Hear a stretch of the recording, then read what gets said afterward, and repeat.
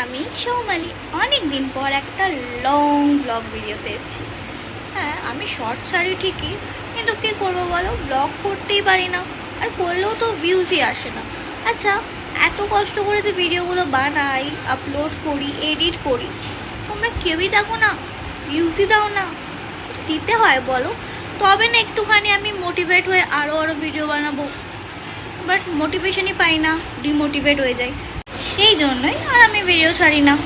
চলো তো আজকের ভিডিওটা পুরো দেখবে। আজকে আমি রথের মেলায় যাব। হ্যাঁ জানি, বলবে আজকে তো 6 তারিখ, মানে আমি এখন ভিডিওটা করছি তো আজকে 6 তারিখ, আপলোড করবো কবে আমি জানি না, কারণ ভিডিও এডিট করতে তো টাইম লাগবে। তো উল্টো রথ তো সবাই জানো 5 তারিখে হয়ে গেছে, তাও একদিন পর আমি রথের মেলায় যাচ্ছি।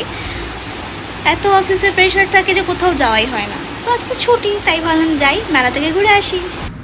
এটা হচ্ছে প্রতাপগড়ের রাস্তা, হ্যাঁ হ্যাঁ, যাদবপুরে যেখানে আমি থাকি। আর এটা হচ্ছে সেই ফেমাস 212 বাস, যেটা করে অলরেডি আমি অফিস যাই।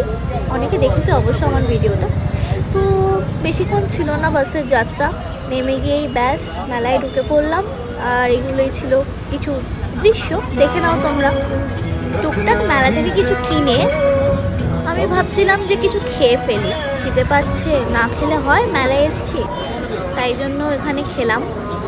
আর এটাই হচ্ছে সেই একটা আলু যেটা 50 টাকা দিয়ে খেতে হয়। যাই হোক, মেলা ফেলা ঘোরার পর আইসক্রিম খেতেই শেষ